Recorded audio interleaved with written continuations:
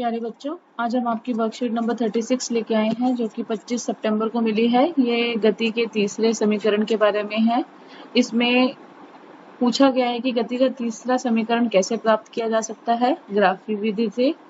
तो जिज्ञासा कहती है कि हमें पता है कि वस्तु सब सीधी एक समान त्वरण से चलती है सीधी रेखा में, तो वह निश्चित समय अंतराल में एक निश्चित दूरी तय करती है और यह इसमें जो प्रारंभिक वेग v u और अंतिम वेग v के संबंध दर्शाती है। और इस समीकरण से वस्तु के वेग समय ग्राफ से हम प्राप्त कर सकते हैं इस समीकरण को, और इसे गति के पहले और दूसरे समीकरण में से t को अगर यानी कि समय को अगर विलुप्त कर दिया जाए तो भी प्राप्त किया जा सकता है। इसके अंदर है गति का जो आपका नियम है वो कैसे ग्राफीय विधि द्वारा प्राप्त किया जा सकता है। यहाँ पर हम देखेंगे वही आपका पहला जो आपका ग्राफ जिसके ऊपर हमने पहले लिया था, पहला और दूसरा समीकरण निकालने के लिए सेम वही आपका लेंगे ग्राफ। उसके बाद हम देखेंगे कि इसके अंदर क्या है।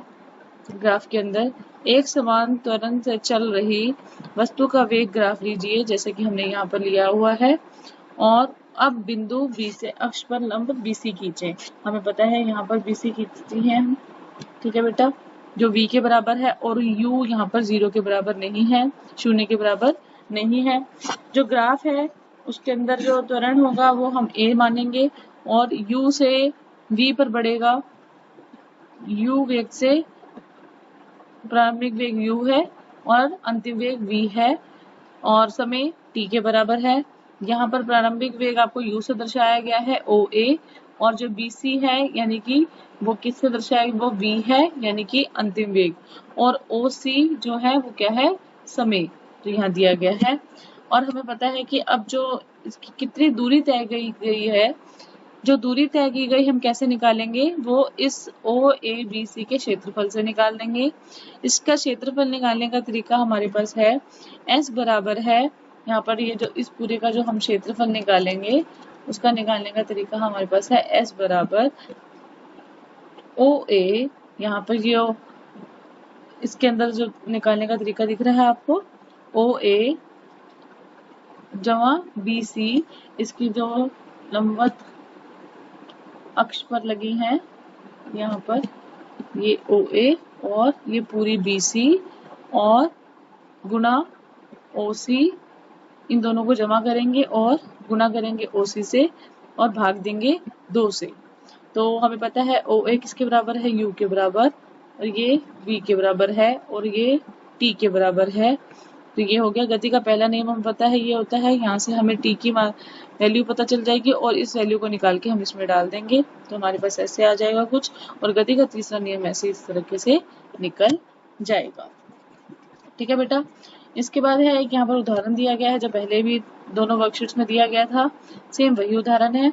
इसके अंदर लिखा है उदाहरण, एक 12 मीटर वेग से चलती हुई कार पर ब्रेक लगाए जाने पर वह 6 मीटर पर सेकंड स्क्वायर के त्वरण कार की गति की विपरीत दिशा में रुक जाती है। तो हमें पता है यहाँ पर जो ये है वो क्या है V, ठीक है बेटा, ये क्या है V क्योंकि चल रही है, ठीक है, और सॉरी V कह रही हूँ, जब चल रही है तो ये U हो जाएगी, ठीक है बेटा, ये क्या हो जाएगी U, ऐसा नहीं दिखाएंगे हम, सिंपल तरीके से दिखा देते हैं U, और ब्रेक लगाने की वजह से जो V हो गया वो क्या हो गया 0 के बराबर। U कितना है 12 मीटर पर सेकंड, और ये कितना है, ये है त्वरण यानी कि A, और इसको हम लिखेंगे -6 मीटर पर सेकंड स्क्वायर क्योंकि ये विपरीत दिशा में चल रहा है। समय है हमारे पास 2 सेकंड, और तो हमें क्या निकालना है दूरी यानी कि S, ठीक है बेटा। तो S निकालने के लिए हमें ये सब चीजें यहाँ पर पता है, हमने देख ली है, ये इसको हम फॉर्मूले में डाल देंगे तो हमारे पास जो S आएगा वो क्या आएगा 12 मीटर। S दूरी है तो मीटर में आएगी।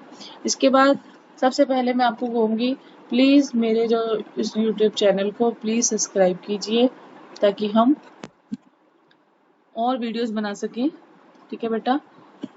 इसके बाद इसको लाइक भी जरूर कीजिएगा इस वीडियो को। आइए देखते हैं आप आपके प्रश्न उत्तर।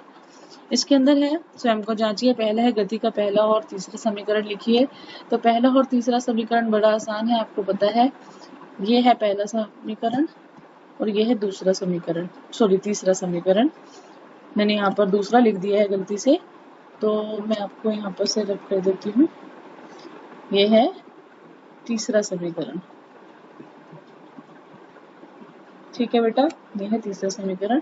तो आप लिखना चाहें तो दूसरा भी लिख सकते हैं। इसमें है गति के तीसरे समीकरण को वेग समय ग्राफ से व्युत्पन्न कीजिए, यानी प्राप्त करना है।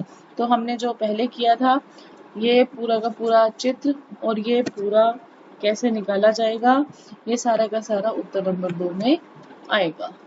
इसके बाद है प्रश्न नंबर 3।